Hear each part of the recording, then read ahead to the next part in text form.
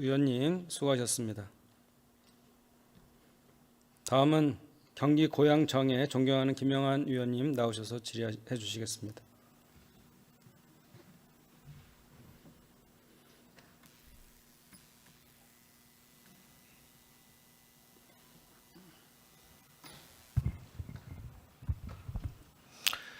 예, 고양시정 더불어민주당 김영환입니다. 24년도 노벨 경제학상을 받았던 아세 모글로 로빈슨 존슨 교수는, 이 세 박사는 포용적 정치 제도와 포용적 경제 제도가 함께 만났을 때 경제 성장의 길이 열린다고 했습니다. 그걸 역사 제도학적으로 증명을 해내면서 노벨 경제학상을 받았습니다. 덧붙여서 권위주의적 독재적 시각에서 이 정부를 운영하면 그 경제 성장은 할 수는 있지만 오래 지속되지 못한다는 결론까지 함께 내리고 있습니다. 대한민국이 12월 3일 이후에 민주주의 위기를 맞았습니다. 그 고스란히 경제적 여파를 우리 민생이 얻어맞고 있습니다. 중소기업, 소상공인, 자영업자, 내수, 소비 추락으로 위기를 겪고 있습니다. 그 경제적 손해를 과연 누가 보상을 해야 될까요? 그 여파를 누가 메워야 되겠습니까? 저는 윤석열 정부에서 몸담았던 국무위원들 모두 책임 있지만 마지막 순간까지 국무위원을 붙들고 있는 순간까지 그 책임에서 자유롭지 못하다고 생각합니다. 우리 경제부총리께 질문 드리겠습니다.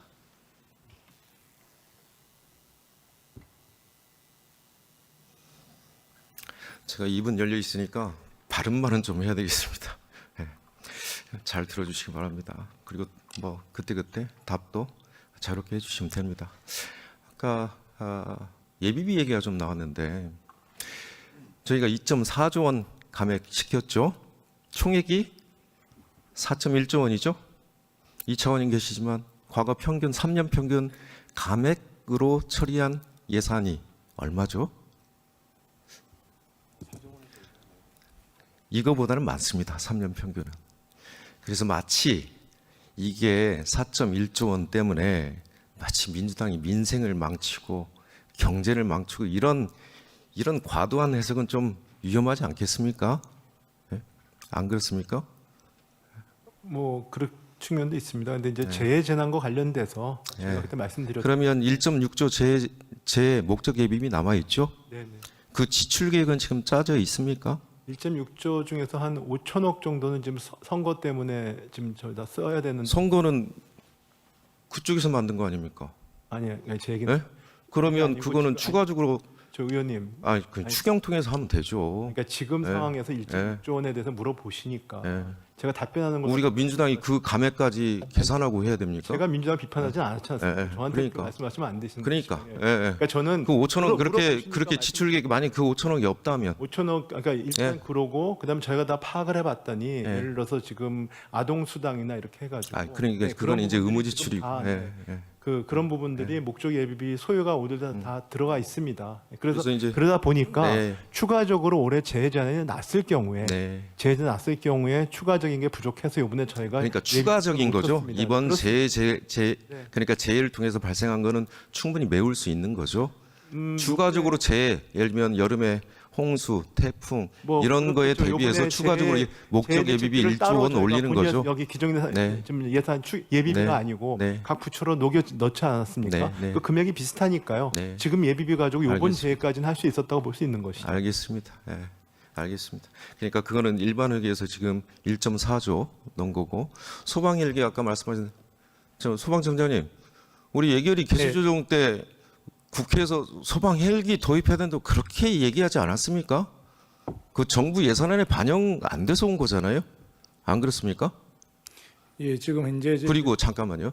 우리가 예산 뚝 내려주면 완제품이에요? 소방 헬기가? 바로 도입합니까? 제품으로 딱 완성돼 있어요? 주문하면 얼마 걸리죠? 대개 도입까지 한 3년 정도. 3년 걸리죠. 미리 준비했어야 되는 거죠. 맞지 않습니까? 예, 지금 이제 넣었으니까 차근차근 제 대비해서 그런 시스템이나 기자재 그리고 소방 헬기까지 이 시스템을 잘 갖추면 될 것 같습니다. 제가 지금 한 10분 정도 남았는데요. 좀 어려운 얘기 좀 더 해야 될 것 같아요. 자, 민주주의 이게 사회적 자본인데요. 저걸 계량화시키면 얼마 정도 계량화시킬 수 있을까요? 한국의 대한민국 민주주의. 12월 3일 이전과 이후를 계량화시킬 수 있겠습니까? 우리 선조들의 그리고 민주주의를 위해 헌신했던 피와 땀, 그 가치들을 어떻게 환산하죠? 이 시스템 복원, 광화문의 우리 국민들의 목소리, 사회적 비용, 이 전체를 어떻게 계량화하죠? 계량화가 안 됩니다. 그렇죠? 그래서 제가 모두의 아스모글로 얘기를 좀 했습니다만, 우리가 단순히 생산하면서 이렇게 얘기할 때 이제 F 안에다가 K, L, T까지 넣죠. 예? 그런데 그 바탕에 있습니다. 민주주의가 무너졌어요. 그러면 그 여파를 최소한 여기 국무위원들이 책임져야 되지 않겠습니까? 헌법 87조 2항. 국무위원은 국정에 대하여 대통령을 보좌하고 국정을 심의한다. 그 대통령이 위헌 위법적인 일을 저질러서 파면됐어요. 여기 계신 국무위원님들, 대통령 어떻게 보좌하셨어요? 왜 위헌 위법적인 내란 행위로 인해서 파면됐습니까? 국무위원들께서 책임지셔야죠. 안 그렇습니까? 헌법 7조 1항 국민 전체에 대한 봉사자이며 국민에 대하여 책임진다. 책임을 어떻게 집니까? 그 다음 얘기하겠습니다. 자, 경제성장이 아시죠? 2% 이하 떨어진 거. 그게 작년에 2.0 간신히 치르고요. 23년도에 1.4 그리고 올해는 모르겠습니다. 제가. 그렇지만 비상계엄 이후 여파로 인한 수치는 있어요. 한국은행 1.6에서 1.7 저렇게 1차 내수 소비 추락으로 인한 비상계엄 여파입니다. 2월 25일 1.5 여기도 내수 소비 추락으로 하는 여파입니다. 관세 안 붙었습니다. 아직. 이게 다 비상계엄 여파 그리고 예정처만 관세 여파를 좀 집어넣었어요. 기재부 원래 애초 예산안이 2.2였잖아요. 근데 1.8로 1월 2일 날 신년 경제 정책 방향 발표하면서 바꿨어요. 아직 높죠. 그 다음 볼까요? 저 12월 말서부터 한번 보세요. JP모건 1.3, 1.2, 0.9, 0.7, 0.5. 그 이유는 관세 여파가 이제 예견이 된 거고요. 그 다음에 엊그저께 IMF 1.0으로 전망했고요. 내수 소비 추락 플러스 관세입니다. 예정처는 잠재 성장률까지 낮췄어요. 저 부대 의견에 뭘 달았냐면 좀 애둘러 표현했어요. 정치적 불확실성, 계엄, 비상계엄 여파입니다. 자, 0.2면 어떻게 되죠? 잠재 성장률? 우리가 올해 2,500점만 잡고도 0.1이면 2.5조, 5조지 않습니까? 잠재 성장률 5조가 내려간 거예요. 그렇죠? 예정처 말에 따르면. 예. 제가 계산해 봤어요. 저게 내수 소비 추락만입니다. 비상계엄 여파입니다. 4, 4분기 2.2조 마이너스. 0.5는 기재부 예측치를 넣으면은요 더 떨어집니다. 그런데 제가 보수적으로 한국은행 예측치를 넣었어요. 마이너스 2.2조, 마이너스 9.2조, 25년 내수 소비 추락만입니다. 관세 안 들어갔습니다. 자, 이번에 추경 12.2조 GDP 효과 얼마 있죠? 네, 0.1%면 얼마죠? 지금 2,500조에 하면 나오죠. 2.5조입니다. 국민에 대하여 책임을 지셔야죠. 그 소상공인들, 자영업자, 중소기업들 11.4조는 최소한 경제 여파는 가져와야죠. 예? GDP 효과는 가져와야 되죠. 저희 GDP입니다. GDP로 계산한 거예요. 한국은행 자료를 활용한 겁니다. 원계열로. 11.4조는 가져오셨어야죠. 2.5조 가져오신 거예요, 지금. 저 금융위원장님. 예, 부위원장 있습니다. 예. 부위원장님, 1차 탄핵소추안 부결됐을 때 그때 시총 얼마 날라갔어요? 그때까지 12월 3일부터. 근데 시점에 따라 다를 것 같습니다. 시점에 따라 다르지만 제가 계산을 해봤더니 144조 날라갔습니다. 근데, 금융시장이. 네, 다시 회복한 네. 걸로 알고 있습니다. 회복이 좀 됐지만 왜 회복이 됐어요? 누구 때문에 회복이 됐습니까? 국민들 때문에 회복이 되는 거 아닙니까? 안 그렇습니까? 우리 국무위원들 때문에 회복이 됐어요? 국무위원들 때문에 지금 회복이 된 겁니까? 아직도 회복이 덜 된 거죠. 자, 144조. 그러면 그 당시에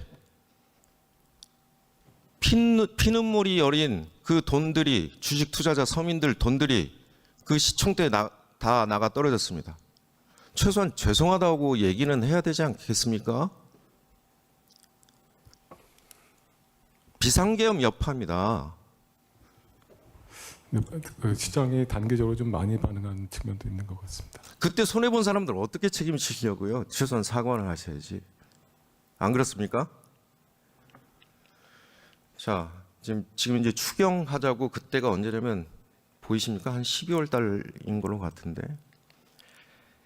지금 조기 집행하자고, 신속 집행하자고 기재부 얘기했었지 않습니까? 이 수치 한번 보세요. 24년도가 3월 누적으로 41.7%입니다. 집행률이. 25년도 41.7%. 차이가 없어요. 작년하고. 금액은 조금 늘었습니다. 네. 지출이 늘었으니까 그 정도 한 거죠. 그만큼 경제 규모가 커지고 GDP가 커지니까 금액은 절대량으로는 늘죠.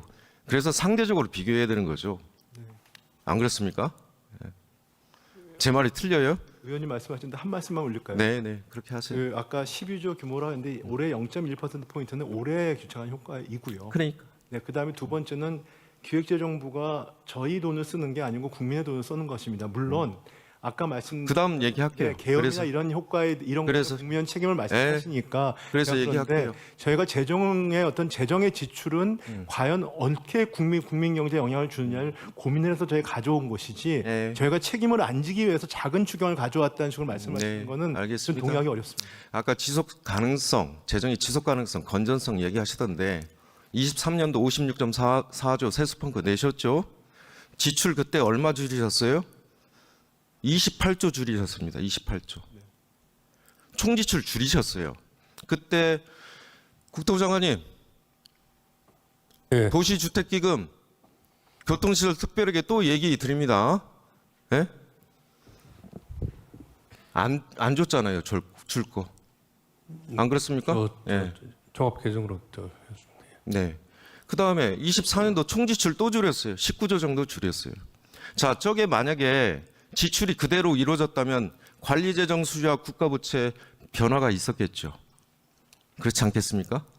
저희가 네. 세입에 대한 세수의 네. 추정에 대한 오류가 있었던 건 저희가 인정을 합니다. 네. 그렇지만 그런 범위 안에서 네. 저기 국민들한테 약속한 정부 지출을 하기 위해서 관리재정 수준을 일부 아니 어떻게 약속을 했어요? 총지출 약속을 저렇게 하셔놓고 28조, 19조 이렇게 줄이고 외편기금, 도시주택기금, 그게 아니고 교통시설 특별하게 다 갖다가 돌려막기 하신 거 아닙니까? 그렇게 예? 하는 것은 저희가 총 지출을 갖다 맞추기 제가 위해서 그걸 얘기하려고 하는 게 아니고요.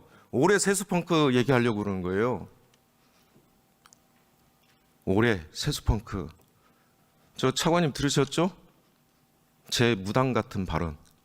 작년에 32조 펑크 난다고 말씀드렸고 30조 8조 세수펑크 냈어요. 그때 결산 때입니다. 이 자리. 올해 40조 플러스 알파입니다. 40조 플러스 알파. 다음 차기 정부에 이 정부가 세수펑크 낸 겁니다. 국토부 장관님, 올해 교통시설 특별회계 도시주택기금 또 안 나간다면 이 정부에서 만든 겁니다. 자기 정부가 만든 거 아닙니다. 네, 마지막으로 한 말씀 드리겠습니다. 그 세수 부분에 대해서는 여러 가지 것 때문에 저희가 뭐 하방 위험이 분명히 있는데 지금 위원님이 말씀하시는 건 올해는 뭐 그렇게 맞지 않을 것 같습니다. 네. 네, 그러니까 올해는 뭐 보시죠. 네, 네. 아니 그때 제가 맞지 않다고 그러지 않았었습니다.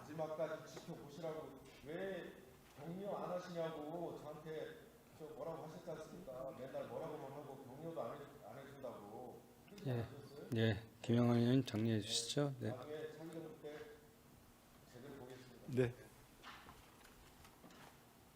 네, 김영환 의원님 수고하셨습니다. 휴식과 환기를 위해 김영진 위원님